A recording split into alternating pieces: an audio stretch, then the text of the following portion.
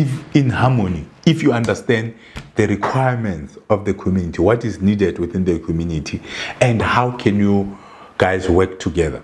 You can see that this community that I just gave example, that means they have a good working relationship, because the hotel owner can use the services of the butcher can use the services of the electrician on credit, and the electrician can buy or the services of the lady of the night on credit. The lady of the night can buy the services of the hotel. So you engage on those things and come to, not all the time, but come to a compromise understanding. Even if maybe the shareholder doesn't agree or you guys don't agree, but you would have engaged and they would have been sensitized to the fact that something might not be achieved. Even though maybe they steady fast on what they believe, to say this thing should be achieved, this is how we supposed to do in terms of performance, and you have a different perspective to it. Good day, welcome to another lesson on our Entrepreneurship Master Program. Today we're looking at how you manage stakeholders. And the lesson today is how do you identify the stakeholders' requirement. Because remember, on the previous lesson, we looked at the introduction to stakeholders and we looked at how you identify stakeholders. So the first thing that you need to understand when it comes to stakeholders is who are your stakeholders. So we went through a whole lesson on identifying those stakeholders. But stakeholders generally, just to recap the previous lesson, is the stakeholders are people who, or institutions who have interest in the business. So generally there will be people like your suppliers, they are your stakeholders. Employees are stakeholders, shareholders are part of the stakeholders, and as well as the community that you are operating in, they are your stakeholders. So as a business, you are not operating in an island, as an island. You have people, you have organizations, you have other institutions that you are dealing with. And the other key stakeholder that I forgot to mention now is government. Somewhere, somehow, you might have to deal with SARS, you might have to deal with Department of Labor, you might have to deal with maybe environmental department if your business require environmental approvals or licenses maybe to operate. You might be a hospital, or maybe you are a service station, or whatever it is that might need an approval from government or intervention or support from government. So they become one of your stakeholders. So always when you're doing your stakeholder analysis, you will have to have some kind of government department that is a stakeholder or has got interest in your business. Can be SARS, Department of Labor, it can be any other department like environmental and all that, as I said earlier. So you need to identify these stakeholders, right? And as you identify these stakeholders, you need to identify their interest, right? So employees, obviously their interest is the business being able to perform and them receiving their salaries and all that. Government, maybe it might be on the compliance side to make sure that you comply, and maybe on the supplier side, it's your business sustainability as well, because you giving them business, so they will want your business to be sustainable.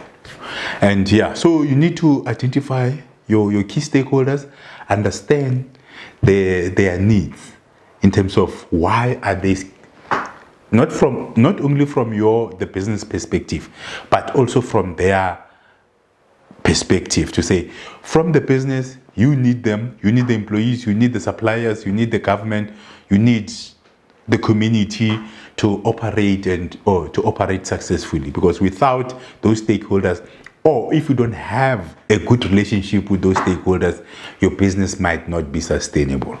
That's very, very important. And again, as small businesses, we tend to ignore this part.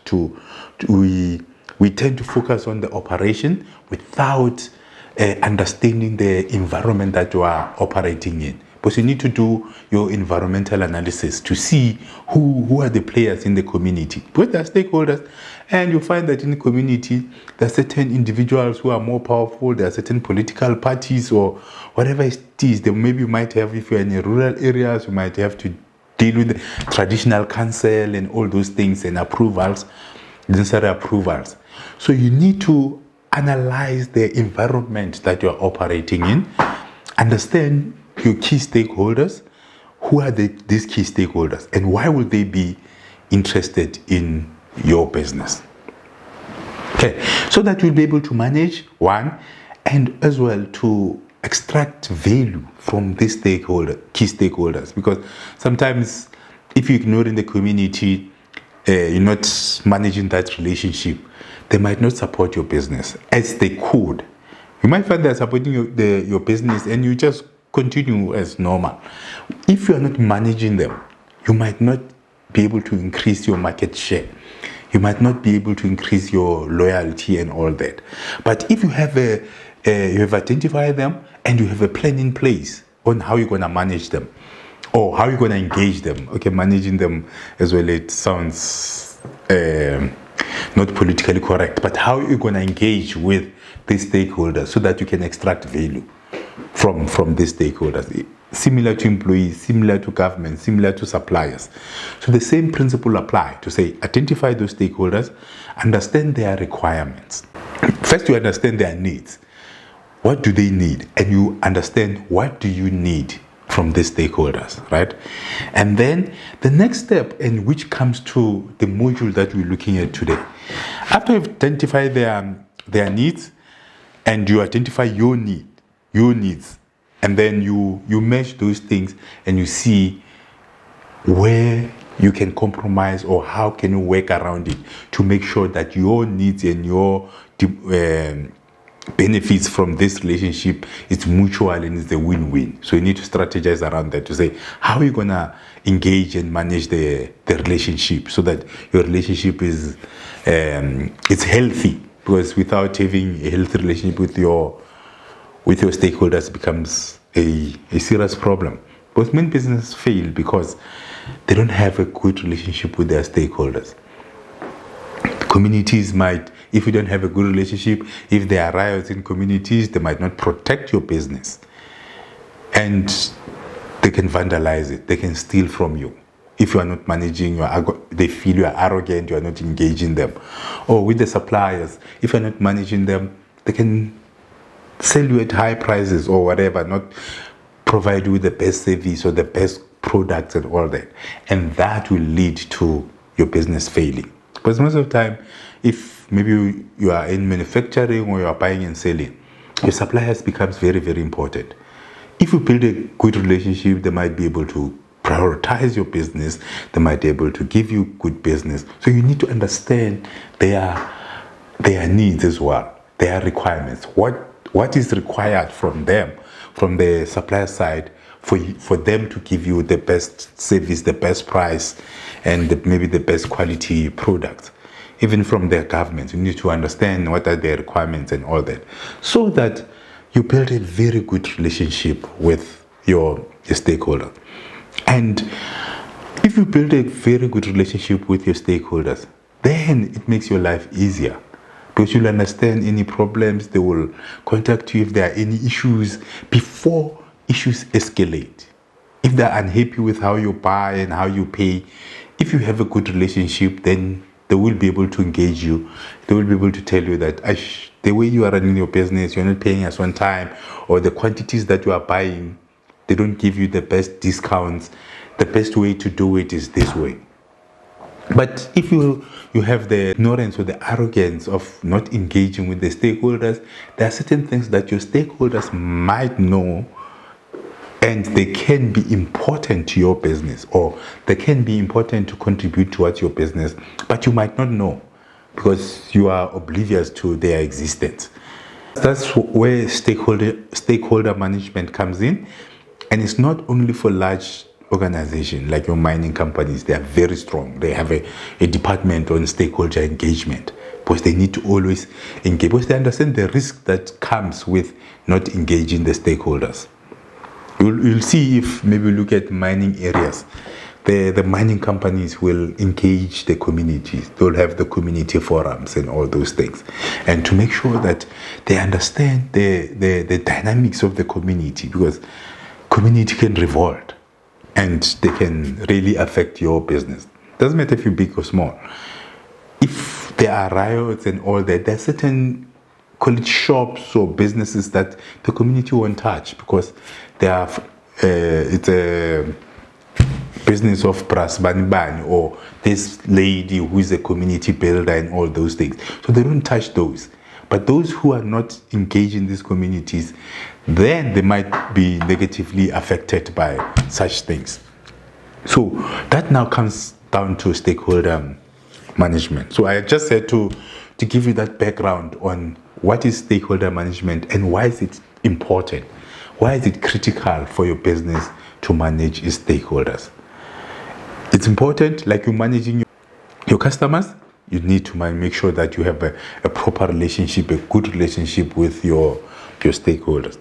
So but for you to have a good relationship with your stakeholders, you need to make sure that you understand their requirements. So that's what we're looking at today, to say, for sometimes to build a relationship with, let's say, a supplier, they'll have certain requirements for you to participate, right? So they might say, supplier, for me to get into a business relationship with you, what do you need? They say, no, you need to open an account with us. You need to buy these quantities. These are the discounts that we can give you and all that.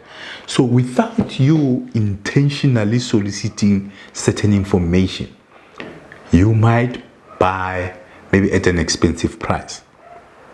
Let's say you are a retailer and you have a wholesaler in wherever you're buying. Maybe you're buying from cash and carry, whatever. Then what you do is you just go and buy and go home and sell, right? And then you continue like that.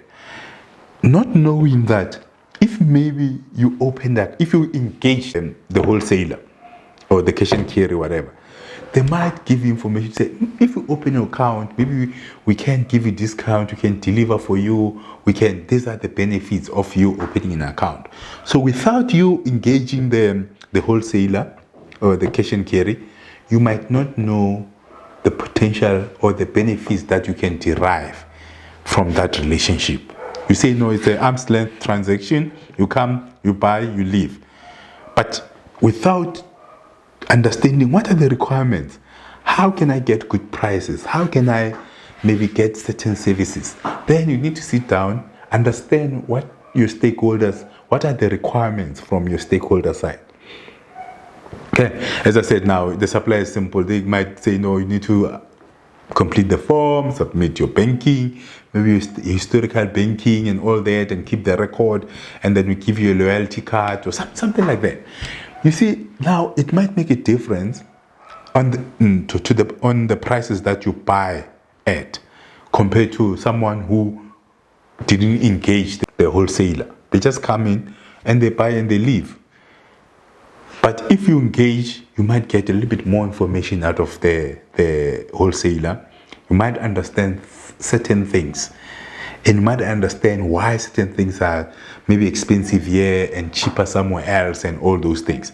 So if you engage with the stakeholder and understand their requirements, what do they require from you so that you can have a good relationship, then it will make it easier for you to engage with that stakeholder, because you'll be understanding their requirements, and you make sure that even if at the time you don't meet the requirements, but the fact that you have engaged, you understood what they're looking for, you can go back and work around making sure that you get those requirements, making sure that you comply with what they need. And once you're complying and you continue to engage, okay, and the next lesson is on the engagement. How do you engage? But this one is just to focus on, you get the requirements, you understand what they are looking for, and then that will help you in actually managing that relationship, or not only managing it, but getting the best out of that relationship. Because all relationships without proper communication and an understanding what's happening and what are their requirements, then you might not have that very productive or fruitful relationship. So for you to have a fruitful relationship with that cash and carry, is for you to understand what they're looking for, where are they going, what type of client are they happy with and happy to service, what to the discounts that are there if you meet the requirements. Remember, the discount, if you get the discounts, then it means more profit for you because you'll be getting your product at better prices. That's what, in terms of identifying and understanding the stakeholder requirements, becomes very important. It's very key. But sometimes it's subtle things that makes a difference in the business. And sometimes we ignore them. We're just happy that we're supplying our customers with good products, but without engaging the stakeholders. So now that's on engaging let's say the suppliers. Remember the stakeholders as well. I spoke about the shareholders, but I mean small businesses sometimes a director or CEO is a shareholder as well. But as you grow, you might invite other shareholders. So you need to be aware that if you were going to build a relationship with a new shareholder, you need to understand, because the new person might be bringing money, might be bringing skills, whatever the structure that you have to bring in the new person and the reasons that you might have for bringing in a new person. What you need to do as well is to understand their requirements as the shareholders coming on board. What are you looking for? Why do you want to be a shareholder? Or if it's already a shareholder, obviously you need to have shareholders meeting, which small businesses generally, they don't have. You need to have shareholders meeting so that you understand what are the requirements of these shareholders. What are they looking for? The results that they're looking for. How should you perform this? Where do they see the business? Those are the requirements of shareholders. If you don't understand that, then there might be a problem in the relationship. Because remember, business relationships are a little bit finicky in terms of one party might have an expectation which is not communicated to the other party. Maybe the shareholder who's not operationally involved might have their own expectations, and then the shareholder that is operationally involved might not know those expectations, and you might think that, hey, you're performing, you're doing well, only to find that actually they were expecting you to do a little bit more, but because it was not communicated between you and the shareholder, then that can create a challenge. One, for the business, two, for you as well. Because shareholders, remember, if you are shareholders in the business, that for the business to be successful, it's important that you maintain that positive relationship. So to understand the positive relationship, you need to make sure that you understand their requirements as shareholders and their expectations. Once you identify their expectations, then obviously you need to evaluate those expectations. Do they make sense? You need to assess if those expectations, do they make sense? Are they achievable? Are they reasonable? Then you start engaging with the shareholder to say, look, you want us to grow by 100% year on year. Yes, maybe in the first year, second year, it might be possible because we will be new in the market. But as we continue, we might not be able to hit the 100% growth. So you engage on those things and come to, not all the time, but come to a compromise understanding. Even if maybe the shareholder doesn't agree or you guys don't agree, but you would have engaged and they would have been sensitized to the fact that something might not be achieved. Even though they steady fast on what they believe, to say this thing should be achieved, this is how we supposed to do in terms of performance, and you have a different perspective to it. So come the result time when you didn't perform and you didn't meet the expectations. But that in its own, the fact that you didn't meet the expectation, yes, they will still disagree, but they will there will be that trust because you would have engaged on it. Rather than someone having expectations sitting there somewhere and you have different expectations. But sometimes relationships where people are getting disappointed is based on, it's mainly expectations which are not aligned. That's where most relationships fail, because someone is expecting certain things and then the other one is expecting certain things and your expectations are not aligned. Then if they are not aligned, then you are bound to have problems as maybe as shareholders, because your expectations are not aligned. So you need to make sure that you align the expectation, and the only way to align the expectation is for you to engage with the stakeholder. Could be through a meeting, it could be through shareholders meeting, it could be through maybe strategic sessions that you as shareholders you go on and discuss and ventilate the issues and come back with a strategy to say this is what we believe, or this is what we agreed it will be achieved. Because if you do that, then that now it builds that trust between you and the shareholder, and the relationship becomes a little bit clearer if the shareholders is not involved in the business. So communication becomes very, very, very important. And remember as well, different stakeholders will engage them differently. If we are talking supplier, it will be maybe one-on-one with the supplier. If it's shareholders, you might want to discuss it as shareholders, maybe in a shareholders meeting, and engage and strategize on the future, the direction of the business and all that. So it will be more on a group level. And if you are dealing with community, it's different, because you might find that you have different forums within the community that on their own they don't get along. So you might engage them individually. You might call a workshop where you are dealing with them in a group, or maybe approach them through, maybe politically, maybe through the local councillor, or you can approach them through the traditional council. But that now, it will depend on the dynamics of that community. So you need to understand the dynamics of that community, because look, if we actually are dealing with communities, the dynamics become very, very sensitive, because remember they will have their own issues within the community, where the community itself is not aligned. There is always differences. It might be political views, it might be this group, it doesn't agree with what this other group is doing. So they will have their own politics. So you shouldn't, as a business, maybe you shouldn't get yourself involved too much in their local politics. Whatever it is, you need to deal with it directly, honestly, and openly. If you're engaging, and don't engage others, not engage the other. So you must just engage the community in general. That's the approach. It could be through maybe community meetings. Yeah, sometimes you can have one-on-ones with the individual forums or section of the community to address their issues.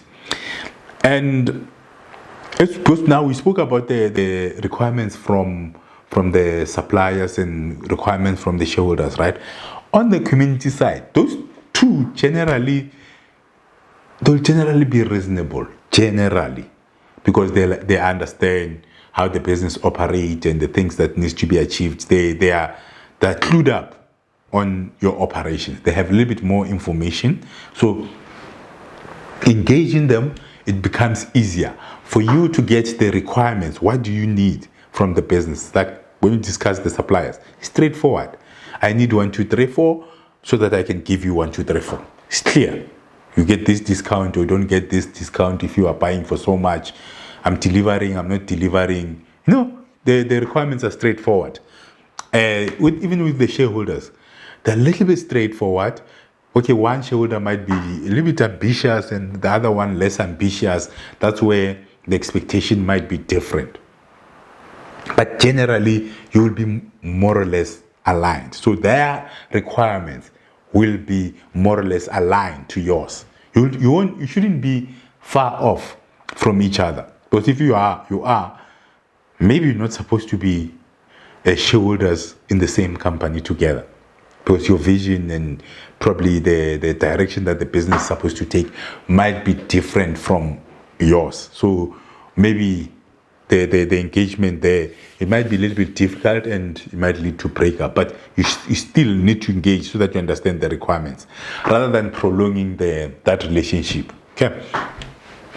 So okay, I'm touching on those two so that I can maybe differentiate them from the stakeholders that we're looking at now, which is the community.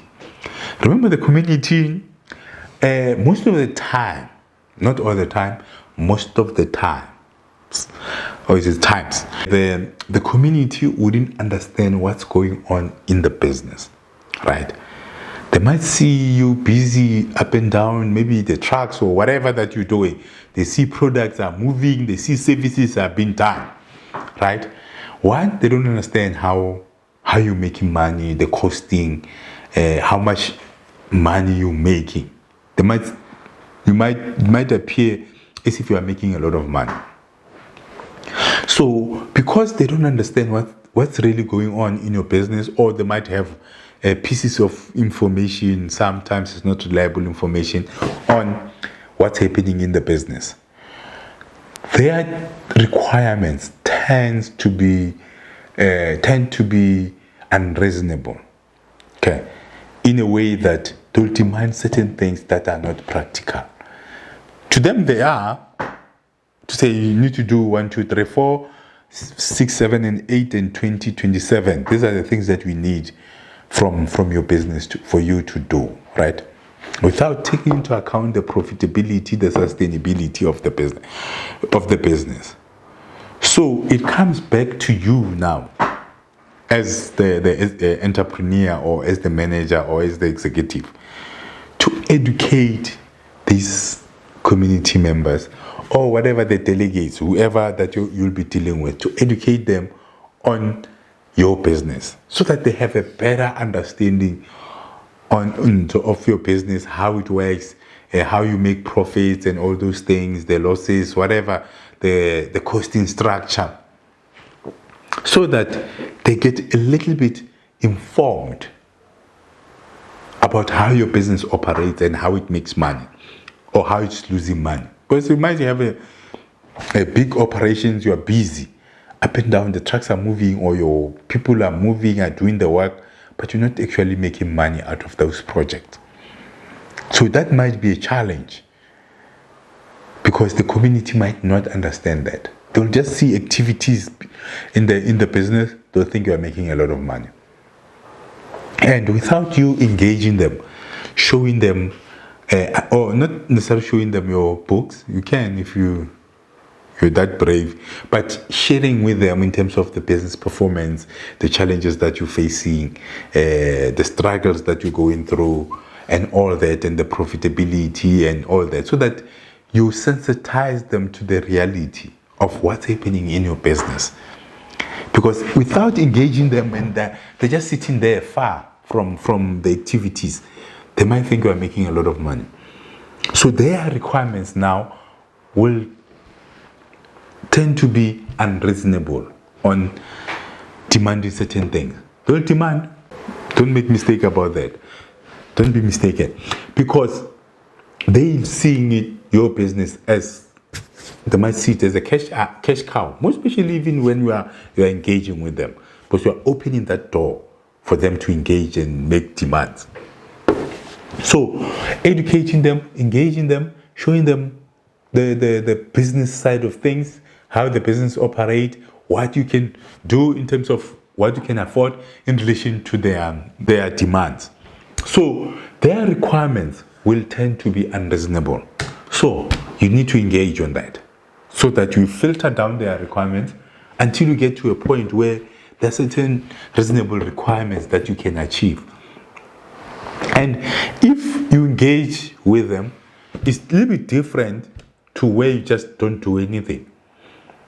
They might want you to build a library, a school, and a clinic for them. But if you engage, you say, no, I'm not making that much money. Actually, I'm making losses and all that. But what I can do is 1, 2, 3, 4 for the community. This is what I can afford. Yes, they might not be happy with that. But I think that will build trust between you and the community. Because you are doing something, you are engaging with them. You are showing them reasons why certain things cannot be done. Yes, I know they're a difficult bunch when you're dealing with the community and they have their demands.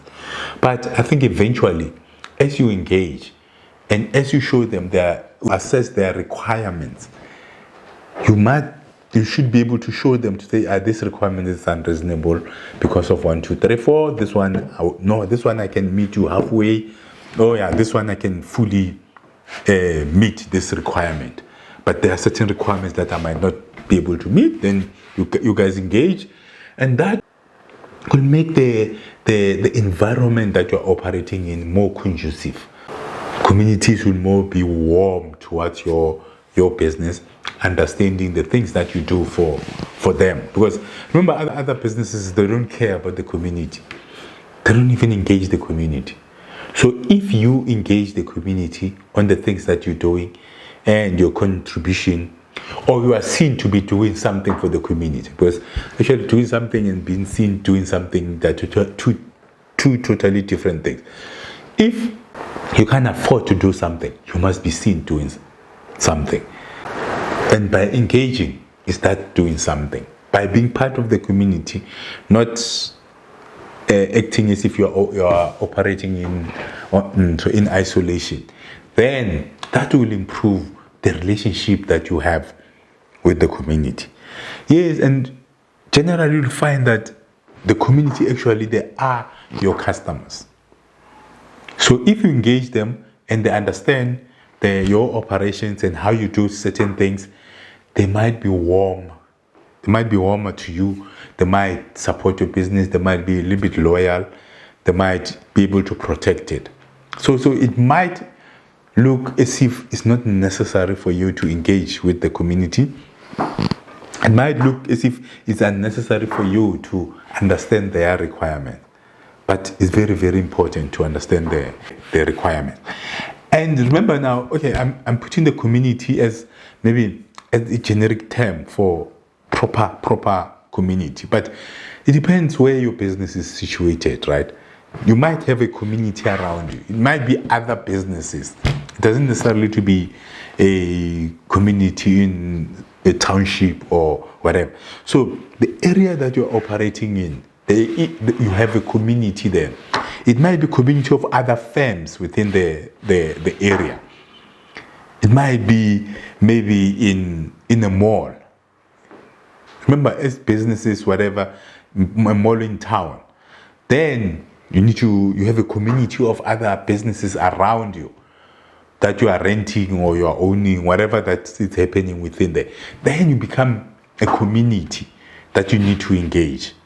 Okay. And then there is that community, Vela, the community where people, residential areas, people live there. But even the business community is still a community. And you must engage on the things that you can do together, improving the security, improving the flow, coordinated marketing, and such things. So you might be doing a marketing campaign, the other one doing their own marketing campaign. But if you had engagement, you understood their requirements and how they see their business and where their business is going, then with that engagement, you might do something together to make your area more conducive and attract more customers, attracts more deals and all that by engaging other business owners around you. I'm just giving an example of if you are in an industrial area or you are in a mall. So when I'm talking community, I'm not only talking the actual community, the township, the village, whatever. I'm also including those if you are in a certain space. You are in an industrial park, you are in a mall, you are in town. So there is always a community around there that you need to engage. It might be a community of residential community, or it might be business community that you need to engage. And it's got its own dynamics as well. But there are certain expectations, there are certain behavioral requirements from or how you maintain your business and how you conduct your business. It becomes the interest of your neighbors if you're in the mall or in the factory, because your business will, in terms of the perception, will also influence how other people see this business, your business, and it affects their businesses in terms of the traffic. So you need to make sure that you understand their requirements and you reconcile them with your requirements, and then you engage, you meet, you have a meeting, you discuss their requirements, and you discuss your requirements as well with them, or your expectations. And once that, then you iron them out, you negotiate where you can negotiate, where you have to agree to disagree. It must be so.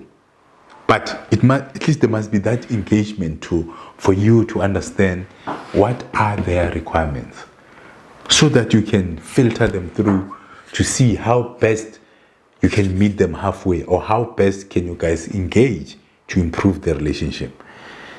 And if you have the good relationship within the community or within the industrial park, remember, business is something else. Once you start working together, then it becomes better, because you guys will refer a business to each other. And when I talk about community, I always give this example that I've learned some time back when I was doing my MBA. It's one of the lessons that I've learned from that MBA.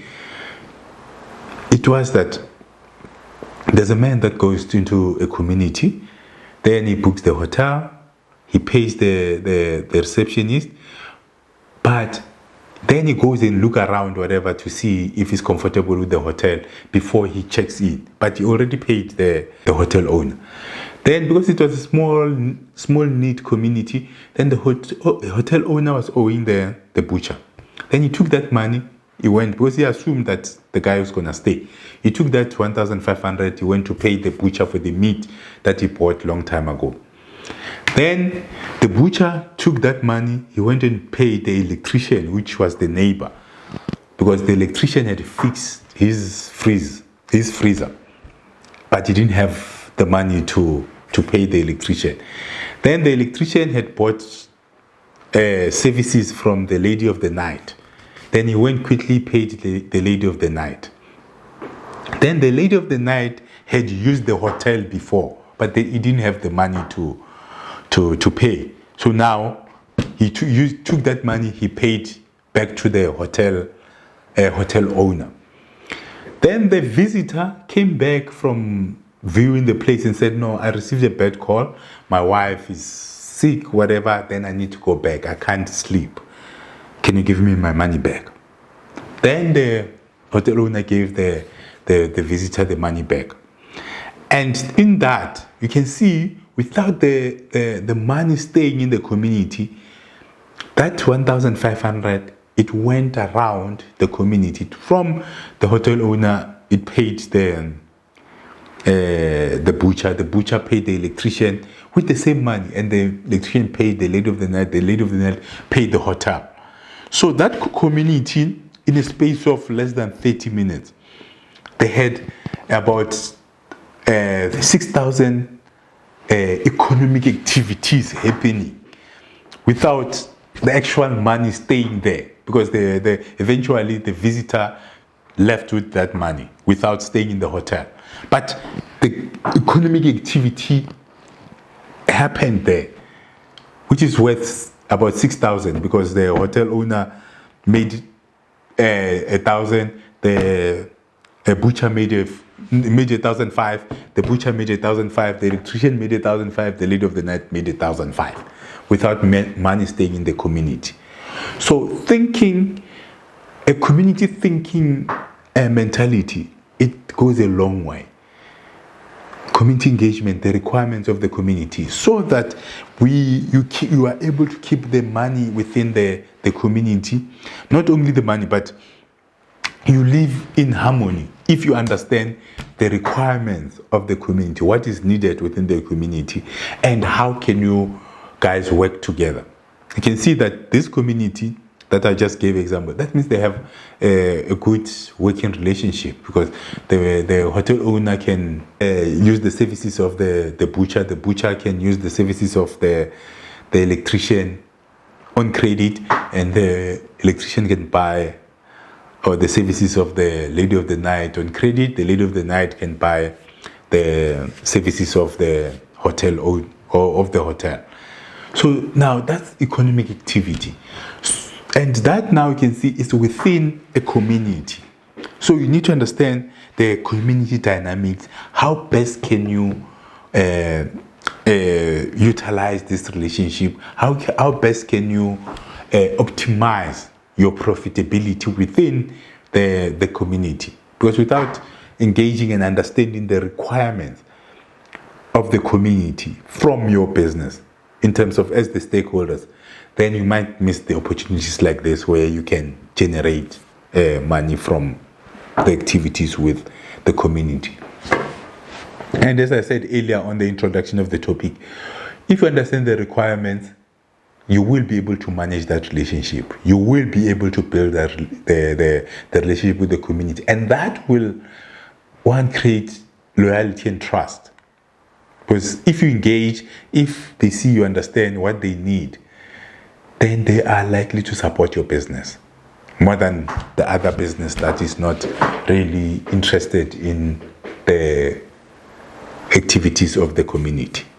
Okay, so that was the community stakeholders and how you get their requirements and how you engage them to make sure that their requirements are aligned with what you will be able to provide or to fulfill.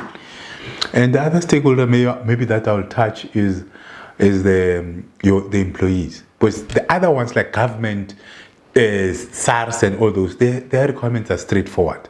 You know what is required. You need to submit your tax VAT or PAYE and income tax. You need to submit those returns and pay what is due to Caesar. That's it. The requirements are very clear. They are not complicated. They don't need a lot of engagement. You might just make sure that you understand what are those requirements. Okay, you read about them. They are, most of the time, they are legislated. They are based on legislation. So they are straightforward. They're not necessarily for negotiation. But with your community, shareholders, suppliers, they are not cast in stone like your government requirements. Because requirements from your community, your suppliers can be fluid.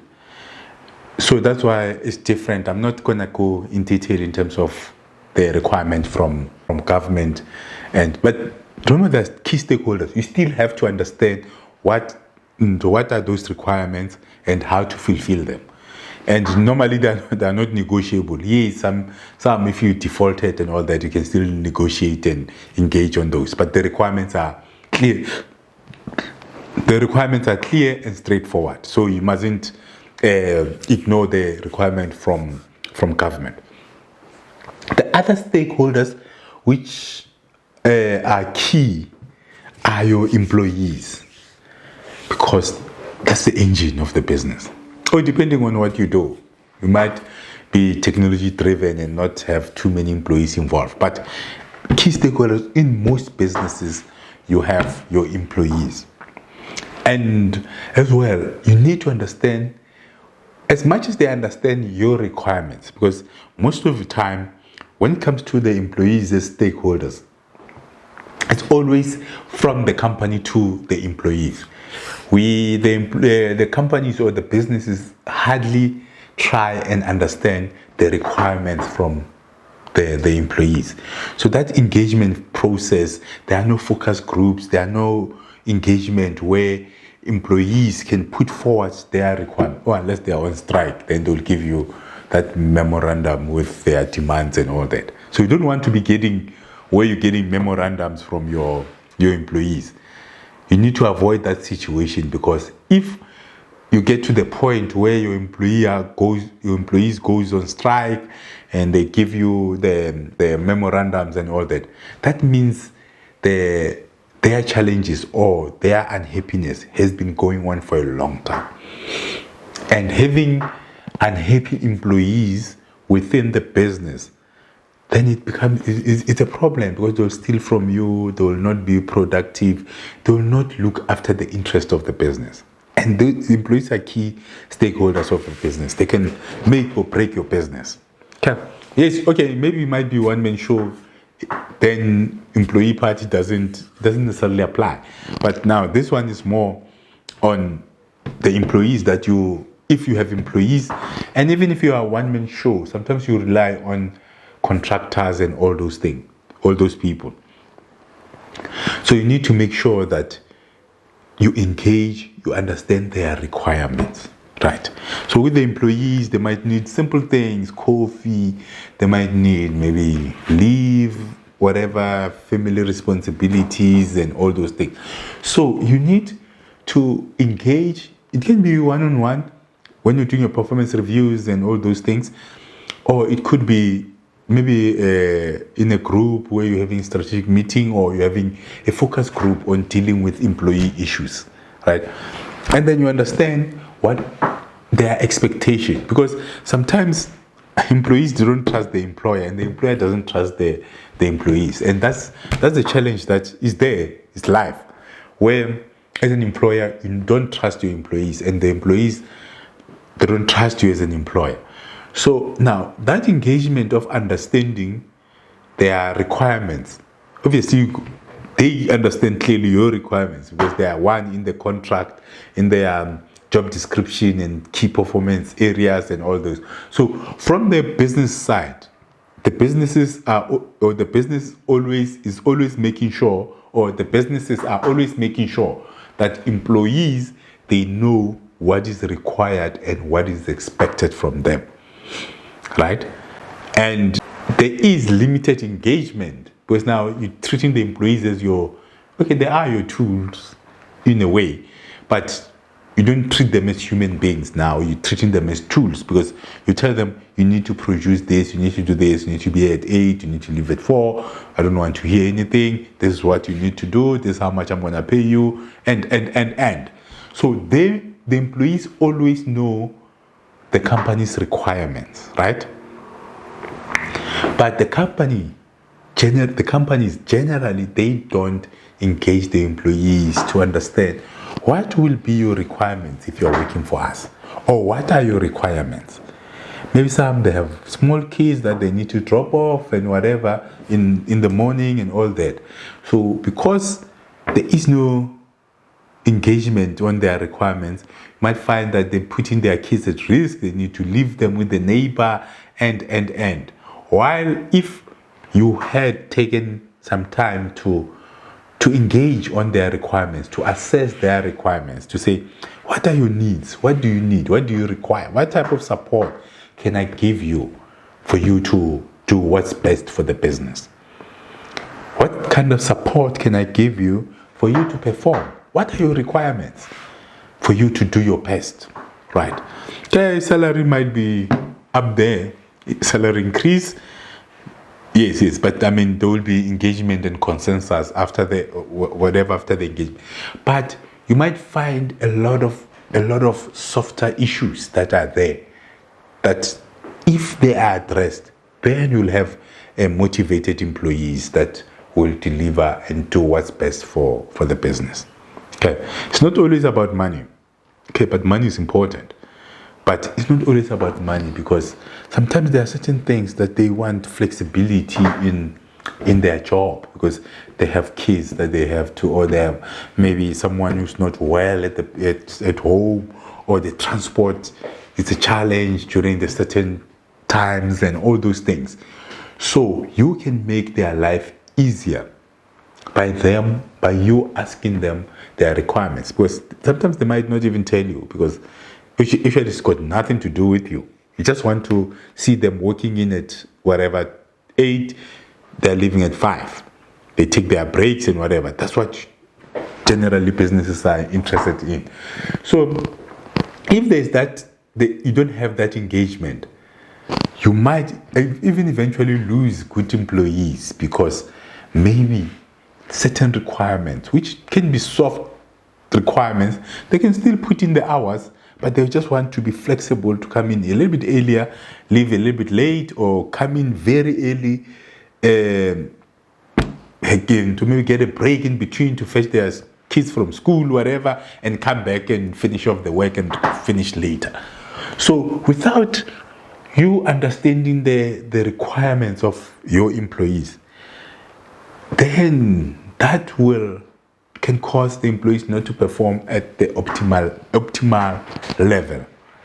So to optimize their contribution, to make sure that their interest is protected, is for you to engage and understand that requirement and call it come up with consensus in terms of how you're going to deal with certain things. That builds loyalty, that builds commitment, because they can see that you care about what they need, the things that they require from the company. It can be simple as we need maybe a coffee machine, or we need maybe maybe to go out to have a team building sessions and all those things. Those are simple requirements that, if budget allows, they can be met.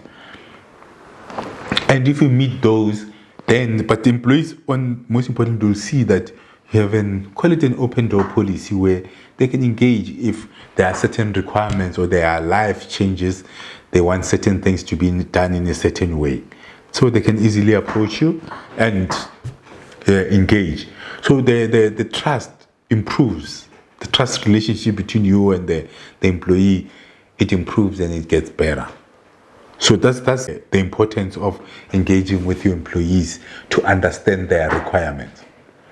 Yes, granted, some requirements will be unreasonable, as always, but there's always consensus. There might be consensus, or it might be compromise between the company and the employee, so that you come to a common ground. And if you do that, then that will change the culture, the approach.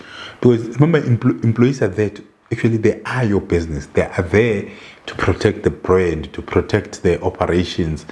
Because you can't be everywhere. You can put all the cameras you want, you can put all the tags and all those things but if you have employees that are not loyal to the business, who don't trust management, they are not comfortable, they are frustrated by certain things, and you are not engaging them on their requirements, then they might not protect your business. You might lose efficiency, you might lose money, you might lose customers, because your employees are not happy, are not committed, are not loyal to your business.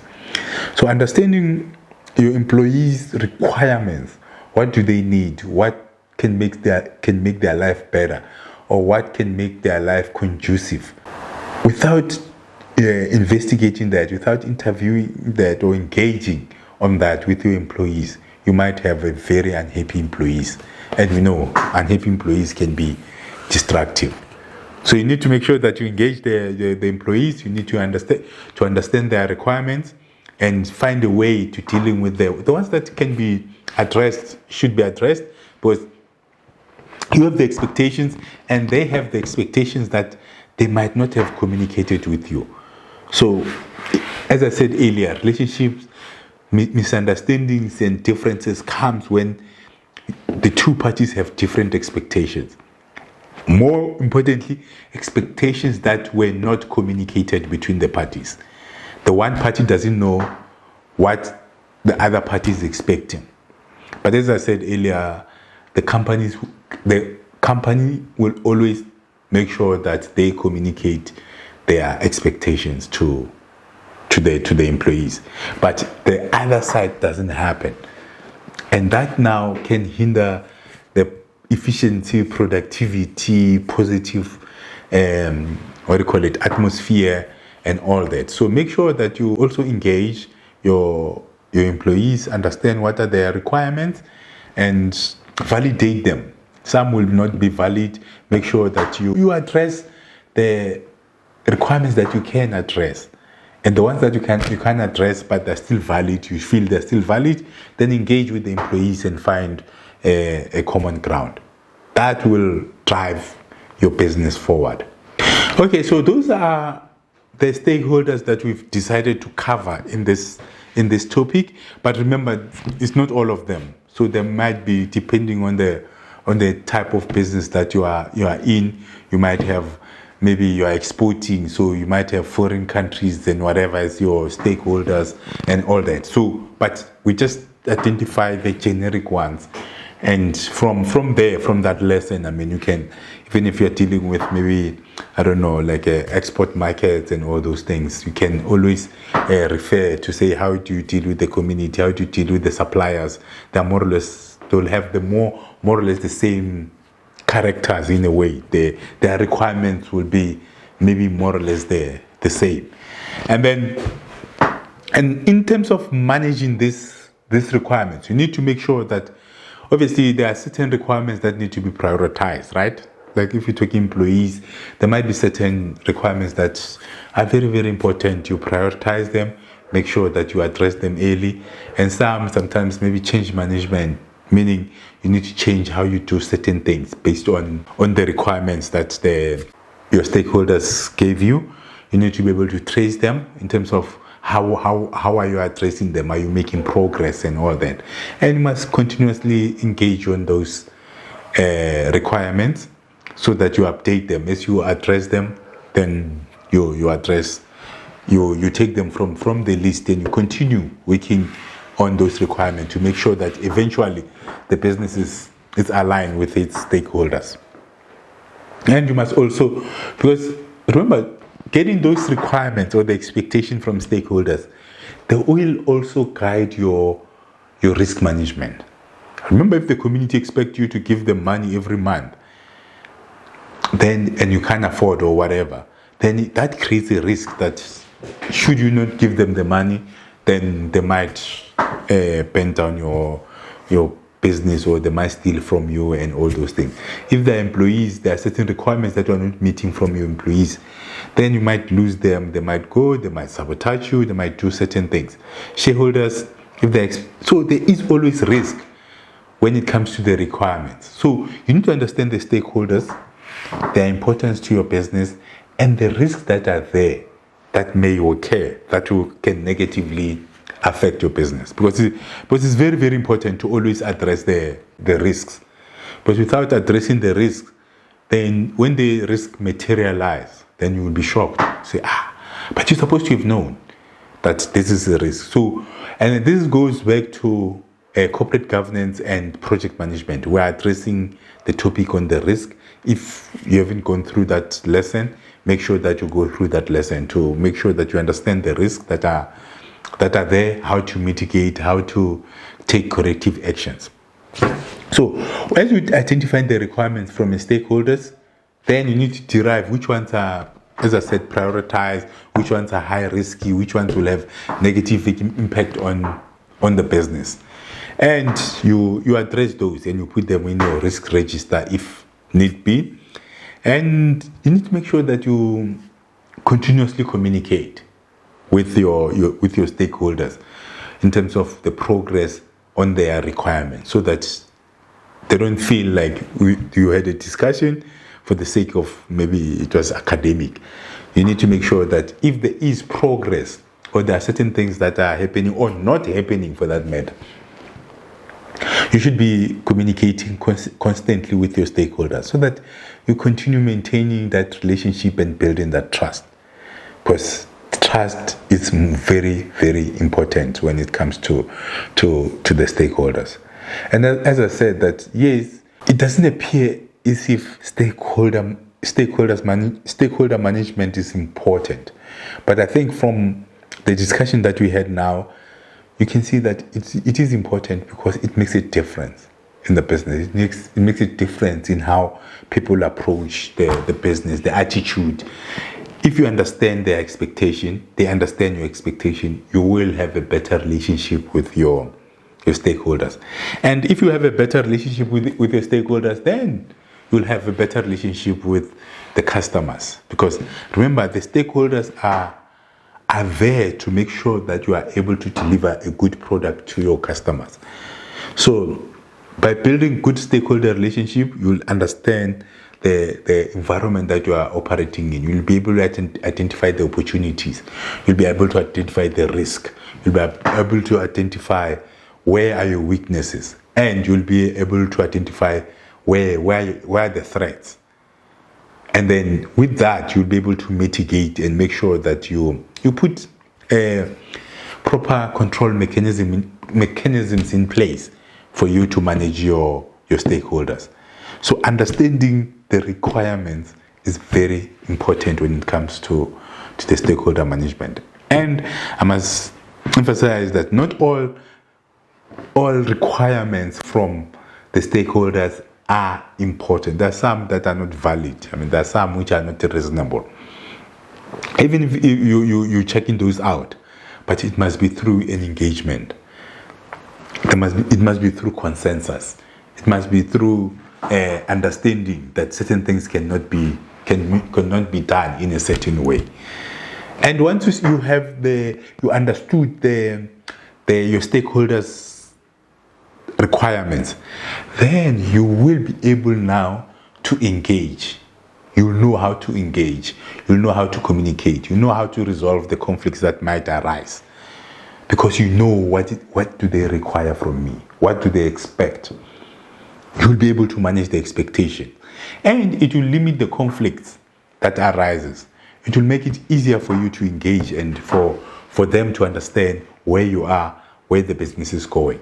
And once that understanding is there, then on the stakeholder side, your business will be comfortable, will be supported by the community, will be supported by the shareholders, will be supported by government, supported by suppliers, motivated employees. That's a recipe for success.